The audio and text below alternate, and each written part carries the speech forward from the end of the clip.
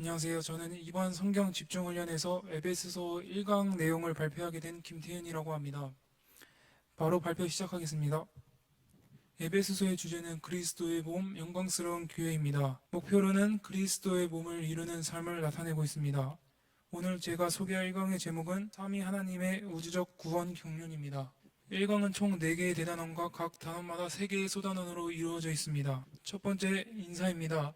바로 바울의 부르심에 대한 확신, 바울은 하나님의 뜻에 대해 사도로 부름받았다고 강조하며 스스로를 그리스도께 속한 그리스도의 수요라고 밝혔습니다. 여기서 사도의 역할이란 사람들이 복음을 믿고 순종하게 하는 것입니다.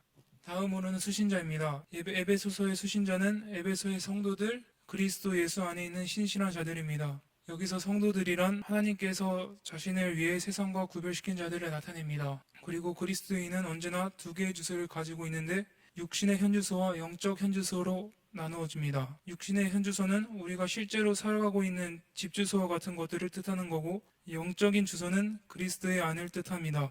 우리는 언제나 예수님 안에 살아가고 있다는 것을 인지하고 있어야 합니다. 세 번째로는 은혜와 평강입니다. 바울 서신의 중요한 특징이 있는데 바로 편지 서두에 공통적으로 은혜와 평강을 기원하고 있는 것입니다. 여기서 은혜는 하나님 아버지께서 우리를 지속적으로 주님의 영향력 하에 둔다는 말이고, 평강은 아버지의 위로하심이 있다는 말입니다.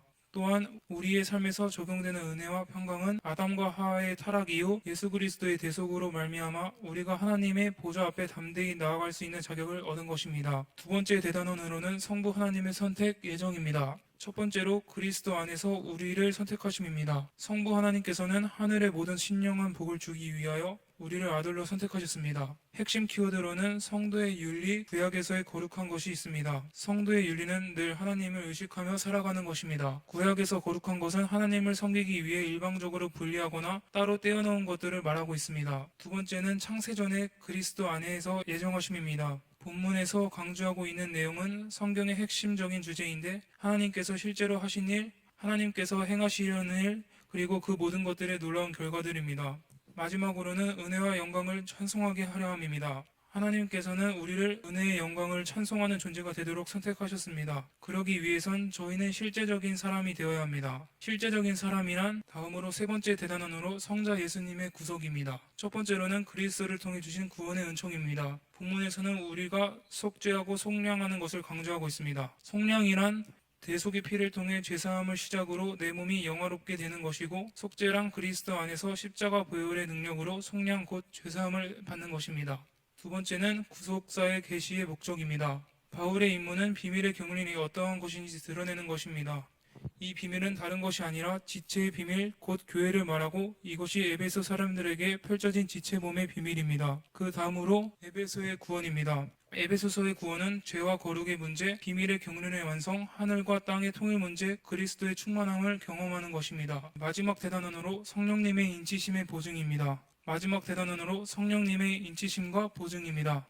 첫 번째로 인치심의 시작과 우리의 자세입니다. 진리의 말씀, 곧 구원의 복음을 듣고 믿음과 말씀의 중요성을 강조하고 있습니다. 말씀을 듣지 않는다면 믿음이 생기지 않습니다. 사탄이 우리가 말씀을 듣지 못하도록 방해하는 이유기도 합니다. 다음으로 인치심의 모습입니다. 인치심의 모습은 약속의 성령으로 인치시고 보증하는 것입니다. 인치심의 뜻은 2가지로 나눠집니다. 첫 번째로 그리스도인들이 기업을 상속받을 때까지 성령께서 그들을 보존하신다는 뜻과, 하나님께서 그들을 받아들인 것이 사실임을 성령께서 보증한다는 뜻이 있습니다. 마지막으로 인치심의 약속입니다. 인치심의 약속이란 우리의 기업이 되시는 하나님, 그의 영광을 찬송하게 하기 위한 것입니다.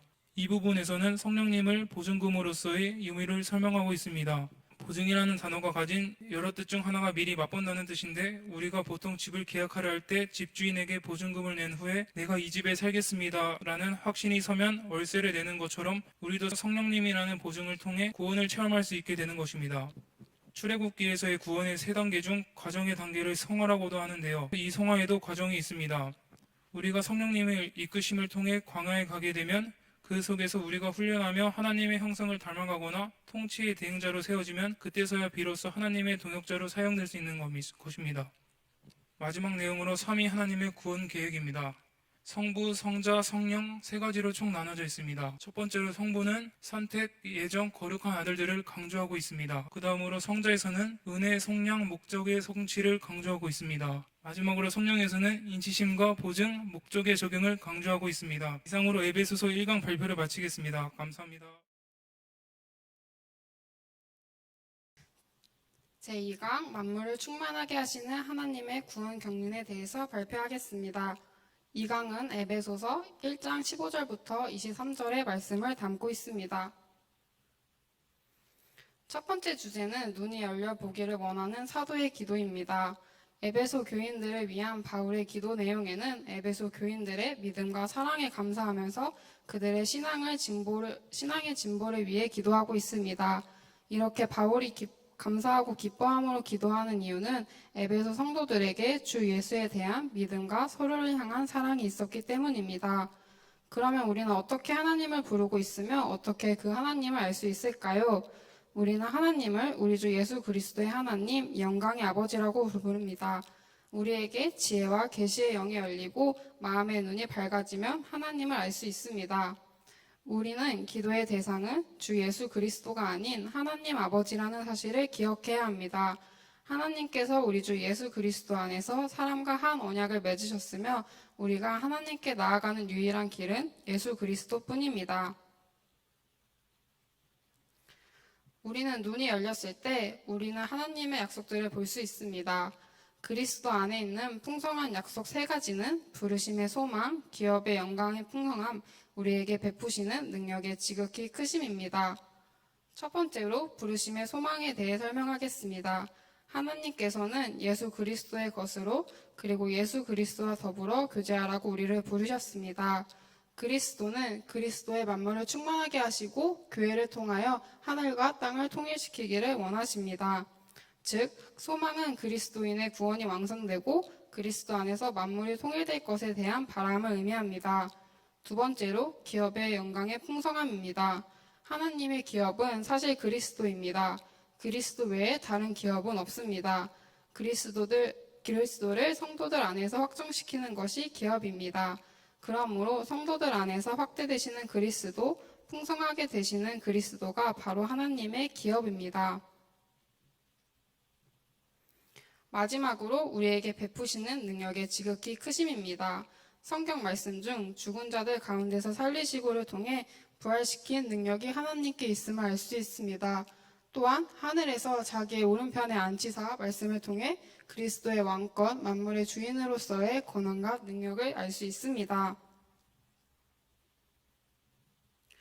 다음으로 구원의 완성, 땅을 구속하기 위한 교회의 역할에 대해 발표하겠습니다. 하나님의 크신 능력이 그리스도 안에서 나타남은 예수 그리스도의 부활을 통해 알 수 있습니다. 예수 그리스도의 부활은 죽음을 권세를 이기고 가장 큰 절망을 단번에 정복한 하나님의 지극히 크신 능력의 사건이었습니다. 그리스도가 다시 나타나실 때에 우리도 그와 함께 살리심을 받았으며 그리스도께서 승천하심으로써 우리가 그와 함께 연합이 되어 하늘 보좌에 함께 앉아 있는 것으로 인정해 주십니다. 이것을 신학적으로 동일시라고 표현합니다. 더 나아가 그리스도가 부활하시어 하나님 보좌 우편에 앉아 모든 통치와 권세, 모든 이름 위에 뛰어난 이름을 얻으셨다는 것은 우리도 거듭남의 혜택을 입고 다시 존귀한 위치에 세워지는 법적 자격을 획득했음을 말합니다. 마지막으로 만물을 통일시키는 교회의 머리 대신 예수님에 대해 알아보겠습니다. 하나님은 크신 능력으로 죽은 가운데서 부활, 승천하신 우리 주님은 이제 교회의 머리가 되셨습니다. 그러므로 교회는 머리가 되신 그리스도로부터 충만함을 받아 만물 위에 있어야 합니다. 더 나아가 우리는 그리스도를 머리로 하는 성도의 정체성에 대해서도 알 수 있는데요. 교회는 그리스도의 생명을 수여받은 유기체이며 성도는 몸된 교회의 지체로서 머리 대신 그리스도의 명령에 복종해야 합니다. 즉, 충만함의 법적 진행은 하나님의 능력에서부터 예수 그리스도를 통해 교회로 전달됩니다. 다음으로 만물을 충만하게 하는 교회의 특징입니다. 먼저 첫째, 만물을 그리스도의 발 아래 복종하게 하십니다. 둘째, 만물 위에 교회를 두심으로써 교회는 만물 위에 있음을 알 수 있습니다. 셋째, 그들 교회의 머리로 삼으심으로 머리가 몸을 보호하고 몸을 통제하고 공급하며 교회 안에 충만한 것은 그리스도여야 합니다. 마지막으로 교회를 통하여 만물을 충만하게 하십니다. 교회의 충만함이 만물에게로 흘러가 마침내 온 피조 세계가 그리스도로 충만하게 됩니다. 그러면 만물을 충만하게 하는 일을 위하여 쓰임받는 교회 지체가 되려면 어떻게 해야 합니까? 먼저 나 자신을 세운 뒤 사역 봉사 등을 통해 주님의 은혜를 모르는 자들에 견달하여 온 지체에 흘러갈 수 있도록 해야 합니다. 이렇게 교회 안에서 충만해지고 교회 안에서 끈끈하게 연결된 후 충만하지 않는 사람들을 전도하기 위해 우리가 전도를 해야 하는 이유와 사명감을 잊지 않으며 만물을 향해 우리는 노력해야 합니다. 감사합니다.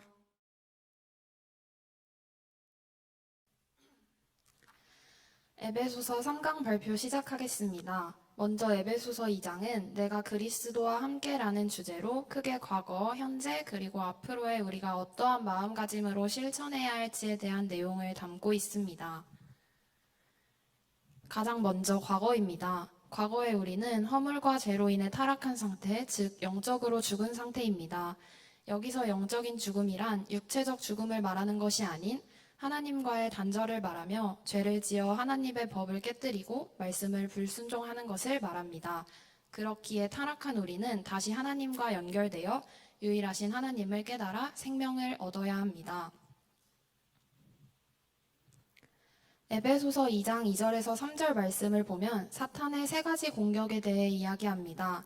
삼위일체 하나님을 대적하는 사탄은 이 세상의 풍조, 즉 세상의 가치관을 따르게 합니다. 두 번째는 세상에 작용하는 지배권을 말합니다. 이는 비도덕적이고 잘못된 영향을 끼치며 영적인 문제와 재해 문제까지로 이어지게 됩니다. 세 번째, 육체의 욕심을 따라 지내며 육체와 마음이 원하는 것을 하여. 여기서의 육체는 타락하고 자기중심적이며 본능적이고 충동적인 인간의 본성을 의미합니다. 위의 세 가지 공격은 삼위일체 하나님을 대적하며 구원의 뜻을 거절하는 악한 사탄의 정체를 나타내고 있습니다. 그렇기에 우리는 그리스도의 사랑과 구별된 삶을 통해 변화를 받아야 합니다. 바울은 우리가 죽었을 때의 상태를 본질상 진노의 자녀였다고 말합니다. 바울은 우리가 죽었을 때의 상태를 본질상 진노의 자녀였다고 말합니다. 이 진노의 자녀들의 가장 큰 특징은 불순종입니다. 신약시대의 사탄은 세상과 벗되게 하여 하나님과 원수되게 하고 자꾸 범죄토록 하며 성령의 역사를 대적하게 합니다. 그렇기에 우리는 세속적 질서를 떠나 나를 내려놓고 그리스도를 힘입어 마귀의 일을 대적하는데 힘쓰는 사람이 되어야 합니다. 현재의 우리는 구원을 얻어 예수 그리스도와 동일시 되었으며 새로운 지위를 얻게 되었습니다. 에베소서 2장 4절에서 6절 말씀을 보면 우리는 그리스도와 함께 죽고 함께 살고 함께 하늘에 앉힌 바 되었으니 라는 말씀이 나옵니다. 여기서 함께 죽는다는 것은 예수님의 십자가 지심을 통해 죄와 심판에 대해 해결된 자를 뜻하며 함께 산다는 것은 부활을 통해 거듭나 산 소망이 있게 하심을 나타냅니다. 나아가 하늘에 앉힌 바 되었다는 것은 승천하심을 통해 영광과 존귀로 관을 쓴 자를 말하며 세례를 통해 이 모든 약속을 드려 예수님과 법적으로 동일시됨을 의미합니다. 하나님께서 우리에게 베푸신 자비와 은혜의 지극히 풍성함은 우리로 하여금 여러 세대에 나타내려 하시기 위함임을 알 수 있습니다. 우리는 선한 일을 위해 하나님께 지으심 받은 자들입니다. 하나님께서 원하시는 선한 일이란 은혜를 여러 세대에 흘러 나타내려 하시는 것입니다. 모든 것은 하나님의 영광을 위해 존재하며 나의 노력과 의로 얻는 것이 아닌 하나님께서 친히 내려주신 선물이라는 것을 믿어야 합니다. 하나님의 걸작품임을 깨닫고 예수 그리스도 안에서 선한 일을 위해 그의 대행자로 살아가야 합니다. 전부터 예비하신 일들을 구원을 통해 우리로 하여금 행하게 하려 하시는 하나님의 계획을 깨달을 수 있었습니다. 앞서 말한 내용들을 정리해보면 과거 그때의 우리는 이방인이며 할례받지 않은 무리로 영적인 소망도 하나님도 없었습니다. 그러나 이제는 예수 그리스도 안에서 하나가 되어 한 새 사람을 지어 그리스도의 몸으로서의 교회를 만들게 하시고 유대인과 이방인을 한 몸으로 화목케 하여 성령 안에서 함께 하나님께 나아갈 수 있도록 인도해 주셨습니다. 여기서 말하는 화목은 나 자신을 수용하는 화목, 이웃과의 화목, 하나님과의 화목, 나아가 교회를 통한 만물과 하나님의 화목을 말하고 이를 통해 구속사를 완성하게 하려 하십니다. 마지막으로 앞으로의 우리는 그러므로 하나님과 함께 살며 하나님을 대행하고 드러내는 성전인 몸이 되어야 합니다. 하나님의 가족으로서의 신분을 보장받고 권리를 얻은 우리는 그리스도가 중심되어 말씀 위에 세워진 교회입니다. 은혜로 말미암아 연합하는 존재가 되었고 그 연합을 통해 그리스도의 몸이 되어 하나님의 거처로서 쓰임받는 존재가 되었습니다. 하나님의 거처가 된다는 놀랍고도 귀한 특권을 누리고 섬김을 소중히 생각해야 합니다. 맡겨진 사명을 잘 감당하여 교회 안에서 행함을 실천할 수 있어야 합니다. 나아가 만물에게까지 복음을 전할 수 있는 청년들로 거듭나길 원합니다. 하나님의 성전으로 함께 세워져 나가는 청년 공동체가 되길 원합니다. 발표 마치겠습니다.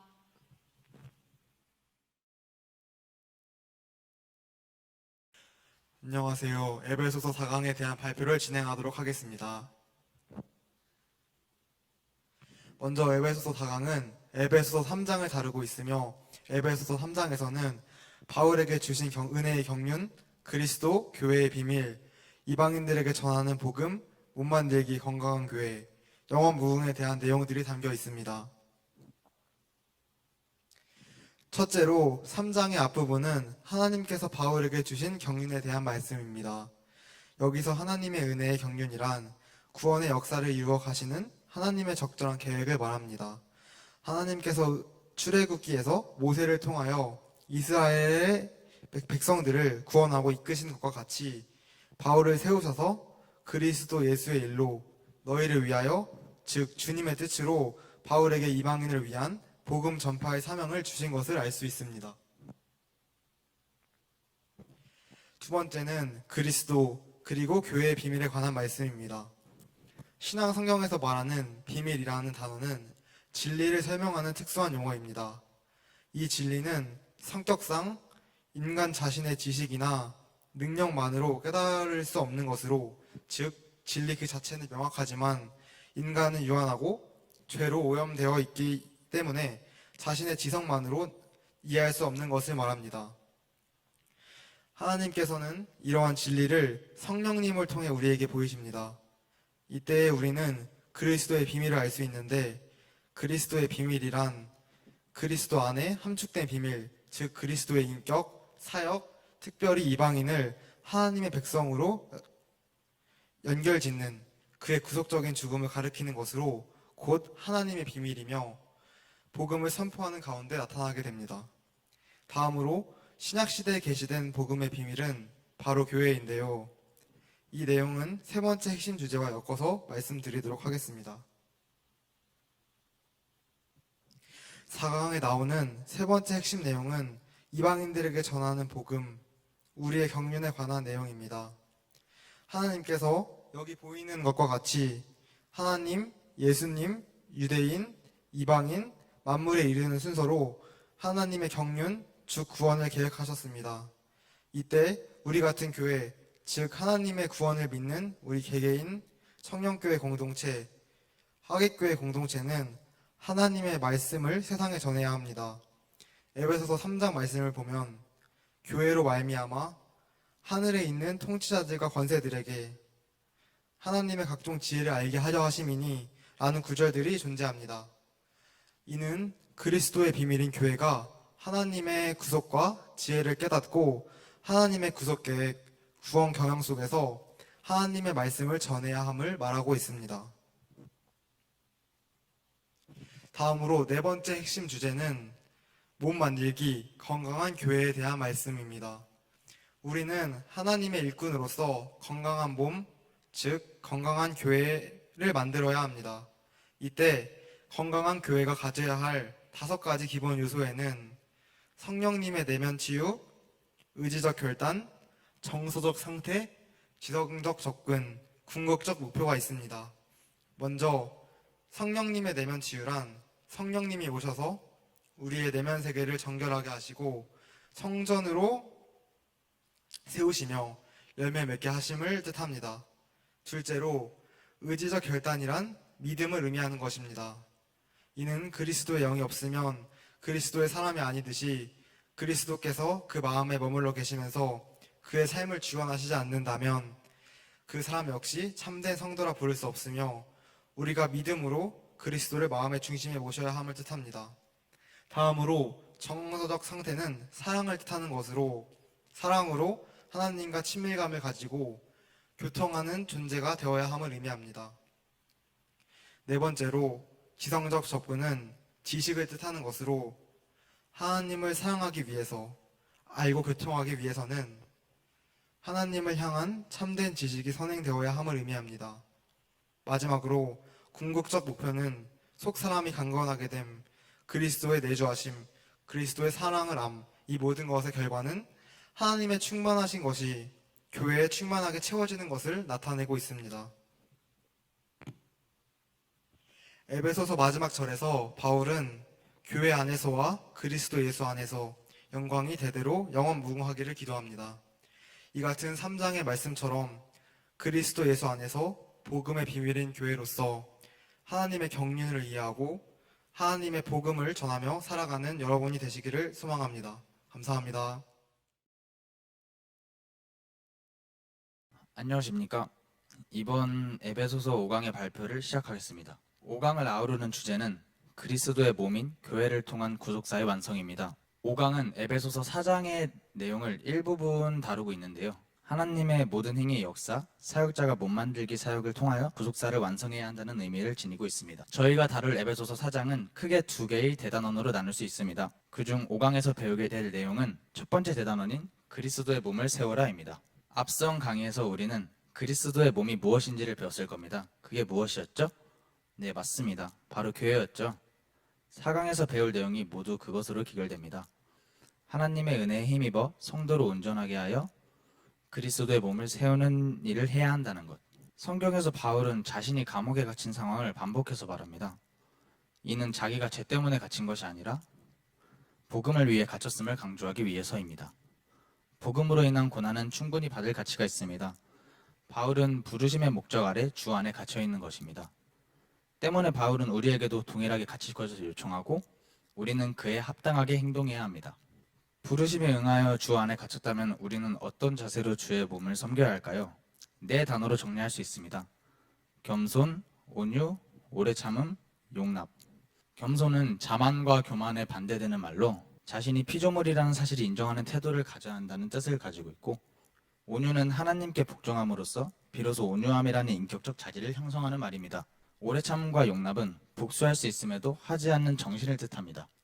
또 주의 안에 갇힌 우리는 주와 한 몸이 된 것입니다. 한 몸, 한 성령, 한 소망, 한 주, 한 믿음, 한 세례, 한 하나님. 모든 것이 하나됨으로 우리는 몸을 해치는 일에 각별히 주의를 기울여야 합니다. 그리스도께서는 이 땅에 오셔서 육신을 남기고 다시 돌아가셨습니다.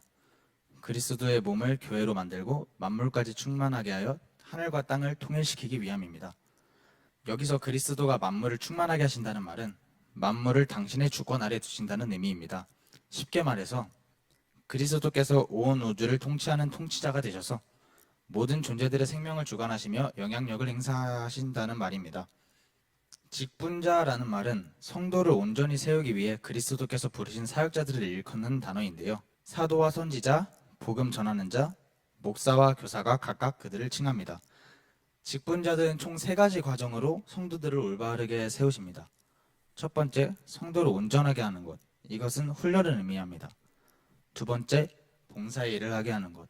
이것은 그리스도를 섬기는 것을 의미합니다. 세 번째, 그리스도의 몸을 세워가는 것. 이것은 사역의 궁극적인 목적입니다. 이 과정 자체가 에베소서의 4장을 요약하고 있다라고 보아도 무방하다고 생각합니다. 이것으로 에베소서 5강의 발표를 마치겠습니다. 감사합니다.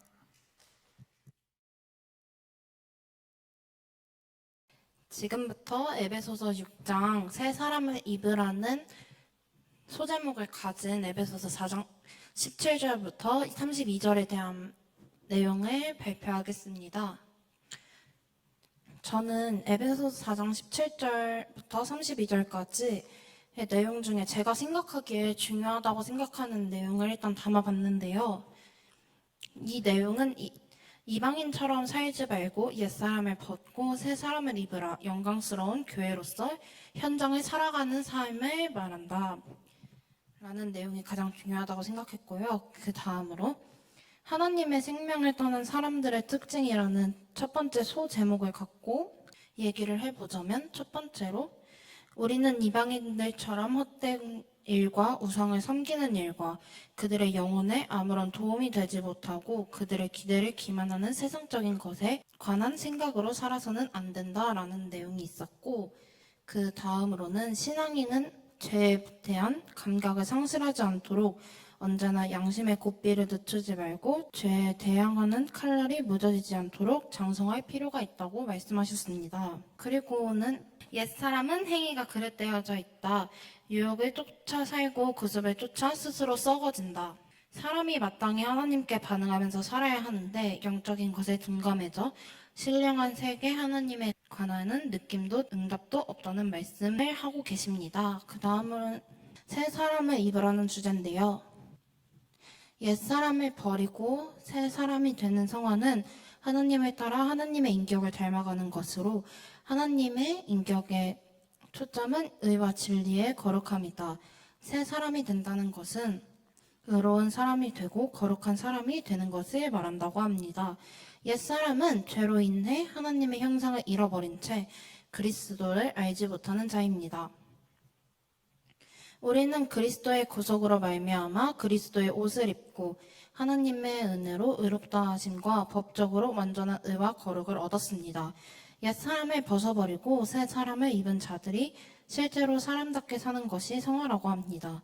성화는 하나님의 은혜로 가능하다고 합니다. 세 번째로는 새 사람의 특징입니다. 새 사람의 특징은 참말하는 것이라고 합니다.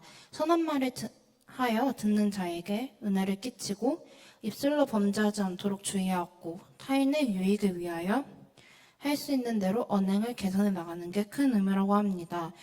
그 다음으로 화 등 모든 악의를 버려야 한다고 합니다. 분노 자체는 죄가 아니지만 분노를 계속 품고 있으면 마음이 굳어져 하나님의 생명에서 떠나가게 된다고 하고, 악독은 하나님 앞에서 바르지 못한 마음에서 나온다.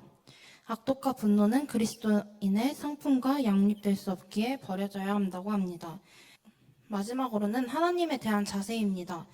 우리는 성령의 인치심을 통해 보호를 받습니다. 그분은 우리의 기업의 보증이시며 그분이 우리 속에 계신다는 사실은 우리가 바로 지금 하늘의 삶을 살아야 함을 의미합니다. 마지막으로는 저희 조가 이 에베소서 책을 읽으면서 가장 중요하다고 생각하는 질문 3가지를 갖고 왔는데요. 첫 번째는 이웃과의 사이에서 실천해야 하는 새 사람들의 특징을 열거하고 있다. 나의 변화를 위한 덕목들을 열거해보자는 질문을 통해 저희 조는 첫 번째로 언어 생활에 대해 생각했습니다.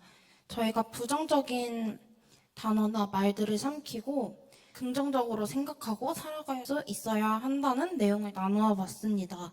두 번째 질문은 나에게 악하게 대하는 사람들조차 그리스도의 사랑으로 품을 수 있는 용서의 마음은 나에게 있는가? 그 힘은 어디에서 나오는가?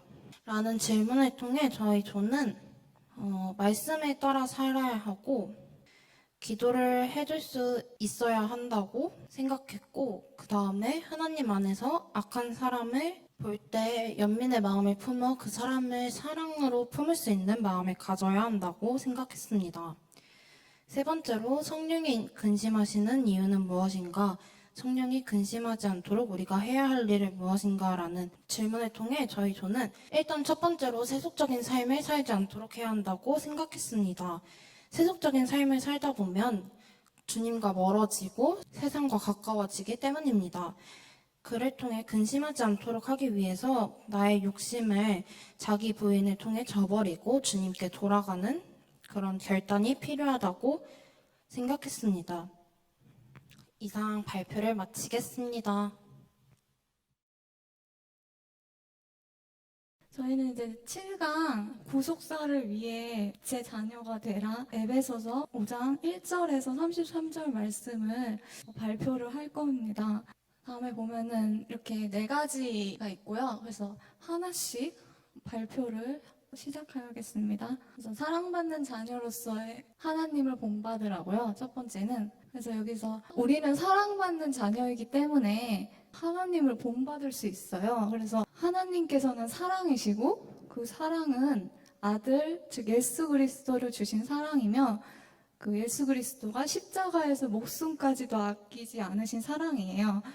우리 삶에서 하나님을 본받아 나타나는 사랑의 특징은 이러한 자기 희생적 사랑을 말합니다. 그리고 우리가 하나님의 자녀로서의 행동들인데요. 일단 기업이란 그 하나님께서 성도들을 위해 준비해 주신 영광스럽고 풍성한 모든 축복들을 말합니다.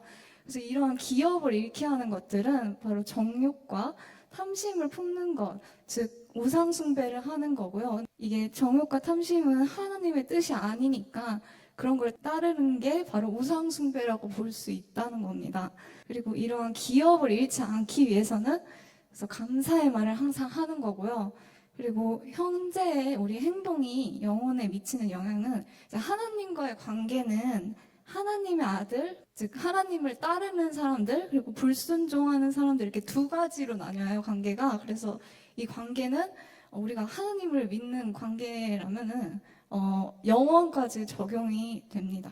세 번째, 기업을 상실하게 하는 죄들에서 아까 본 기업을 상실하는 사람들은 바로 아까 말했듯이 우상 숭배를 하는 사람들이고요. 그래서 이 사람들을 해결은 중생을 하는 건데 그 중생이 개인의 죄가 사해져서 성령에 의해 영적으로 새롭게 다시 태어나는 것을 중생이라고 합니다. 그리고 하나님이 정의하시는 부도덕은 바로 죄고요.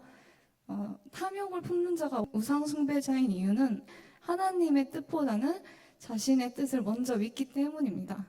그래서 우상 숭배자라고 하는 거고요.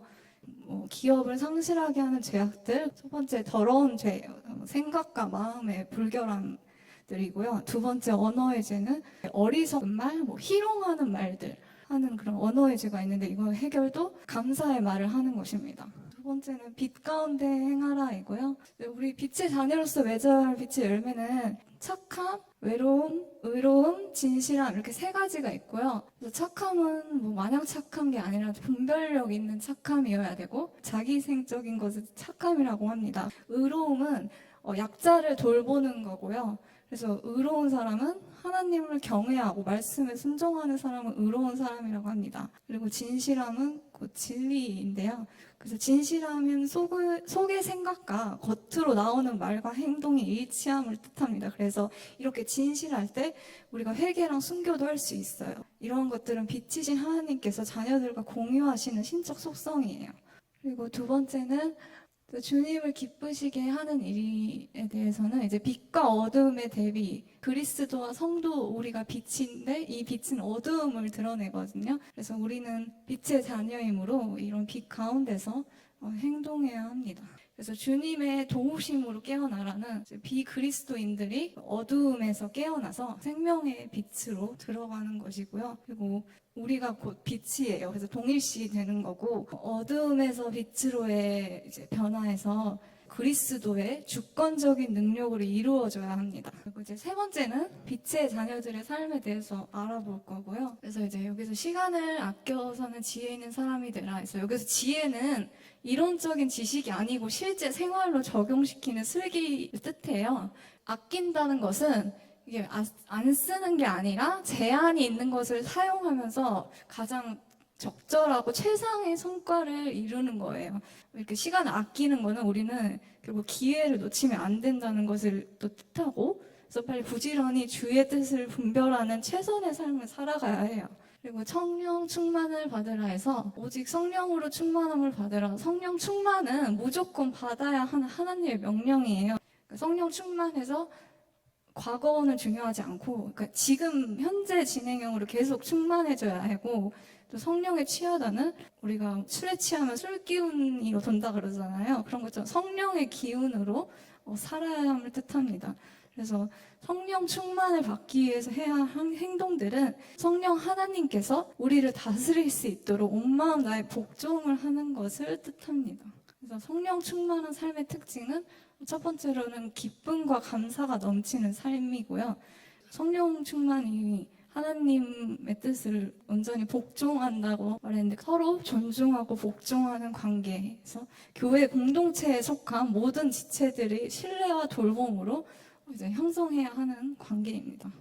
이제 네 번째 마지막은 부부 관계와 그리스도인의 윤리에 대해서 연관성에 대해서 발표를 하겠습니다. 첫 번째, 아내는 남편에게 복종하라 해서 우리 그 복종과 사랑의 관계는 머리와 몸의 지탱과 성장을 위한 공급자, 교회가 그리스도를 섬기듯 그런 관계를 말합니다. 그리고 우리 남편과 아내는 서로의 몸과 마음을 자발적으로 내어주는 그런 하나됨의 관계를 뜻하고요. 그리고 남편은 아내를 사랑으로 대하라 해서 남편은 아내를 자신과 하나로 일치를 시켜야 돼요. 남편은 곧 아내를 사랑하기를 자기를 사랑하는 것과 같이 해야 되는 거예요. 아내를 사랑하는 사람은 곧 자기 자신을 사랑하는 사람이 됩니다. 그리고 그리스도가 교회를 사랑한 방식은 교회를 사랑하고 또 교회를 위해 자기 자신을 내어주신 게 바로 사랑하신 방식입니다. 그래서 여기서 보면은 그리스도는 교회의 머리이고 또 교회는 바로 그리스도의 몸입니다. 그리고 세 번째, 부부 연합 그리고 교회의 비밀. 그래서 그리스도와 교회의 비밀은 복종과 사랑과 희생의 사랑을 통한 연합이에요. 그리스도의 죽으심으로 교회를 깨끗하게 하고 자신의 소유로 삼으시려고 연합하신다고. 그리고 우리 신부된 교회의 의무는 이제 성별, 더러운 것들 멀리하고 봉사, 세월을 아껴 사는 삶, 분별, 주의 뜻이 무엇인지 이해하려 애쓰는 삶, 그리고 성령 충만, 방탕을 버리고 성령 충만을 받는 삶, 찬양의 삶, 노래와 간사가 넘치는 삶, 이런 것을 뜻합니다. 교회 즉 신부에 대한 사랑, 신랑의 헌신은 어떻게 해야 되냐면 결혼을 통해 예시된 신랑의 헌신은 하나님께서 예비하신 하나됨이고요. 십자가 위에서 보여진 신랑의 헌신은 사랑으로 자신을 내어주심을 뜻합니다. 그 재림 때 성취될 그의 헌신은 그 물로 씻어서 말씀으로 깨끗하게 하고 거룩하게 하는 건데요. 이것이 바로 흠이 없는 영광스러운 교회로 세우심을 뜻합니다. 그래서 우리 영광스러운 교회는 그 물로 씻어 말씀으로 거룩하게 하는 건데요. 이게 물로 씻는 게 세례를 뜻하고 말씀은 복음을 뜻합니다. 자기 앞에 영광스러운 교회로 세우시기를 원하시는데 그게 이제 교회는 곧 신부라고 했잖아요. 우리는 정결하게, 흠이 없게, 또 거룩함이 목적이기 때문에 품위를 유지를 해야 돼요. 이 비밀이 크도다. 이 말은 그러니까 그리스도와 교회, 그것이고 남편과 아내의 관계, 그러니까 두 관계를 보면은 서로 연합하는 관계잖아요. 이렇게 연합을 해서 만물의 생명을 전달하는 것, 이것이 바로 비밀이고 이 비밀이 크다라고 사도 바울이 말씀을 하셨습니다. 저희 발표는 여기까지입니다. 감사합니다. 에베소서 제8강 발표 시작하겠습니다. 이번 8강의 주제 선고는 에베소서 6장 11절에서 12절 말씀입니다. 마귀의 관계를 능히 대적하기 위하여 하나님의 전신갑주를 입으라. 우리의 씨름은 혈과 육을 상대하는 것이 아니요 통치자들과 권세들과 이 어둠의 세상 주관자들과 하늘에 있는 악한 영들을 상대함이라. 아멘. 교회는 그리스도의 몸이며 정결한 신부인과 동시에 하나님의 담대한 군사로 불러주셨습니다. 지난 5장에서는 우리가 삶의 현장 가운데에서 영광스러운 교회의 모습, 즉 예수 그리스도를 나타내는 교회의 모습을 보여야 함을 배웠습니다. 그 연장선으로 오늘 8강을 통해 예수 그리스도를 드러내야 할 4개의 현장을 알아보겠습니다. 현장 두 번째는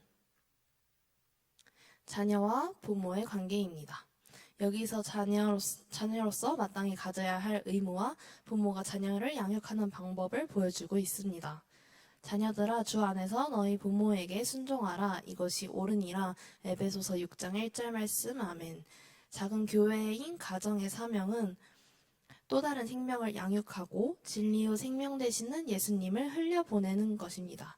그리고 그 마음에 심는 것입니다. 이렇게 부모는 가정에서 하나님의 대행자로서 역할을 감당해야 합니다.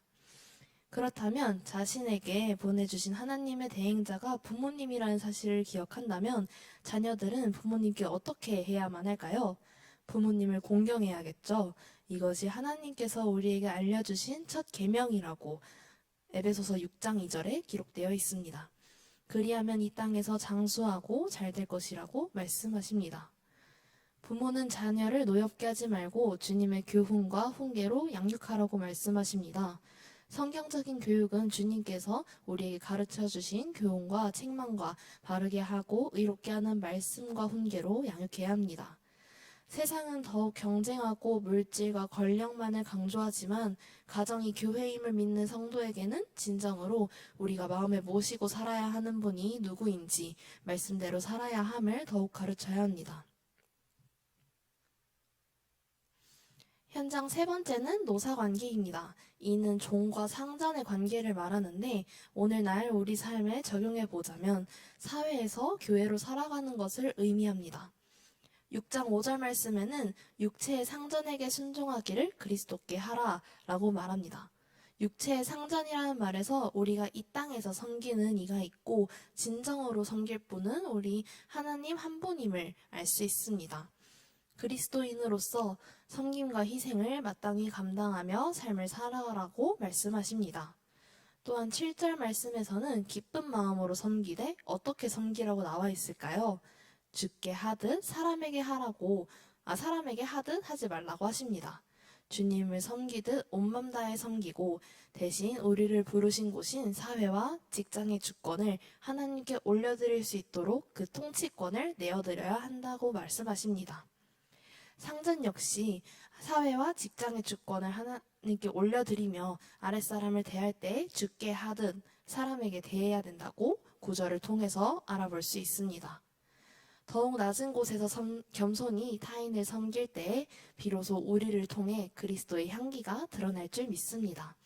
그리스도의 향기가 더욱 넘쳐나는 우리 청년분들 되시길 기대합니다. 네 번째 현장은 영적 전쟁입니다. 영적 전쟁의 싸움 가운데 우리가 먼저 주님 안에서 그 힘과 능력으로 강건해져야 한다고 말하는데요. 이 강건함은 하나님의 전신갑주를 입고 기도의 전술로 무장한 군사의 모습을 보여줍니다. 그리고 이 전신갑주는 말씀을 통해서만 무장할 수 있습니다. 전술은 합심하고 기도하고 성령 안에서 깨어 기도하며 사탄 마귀와 맞서 싸우라고 하십니다. 공중의 권세 잡은 자와 사탄 마귀를 이길 힘은 우리에게 있지 않습니다.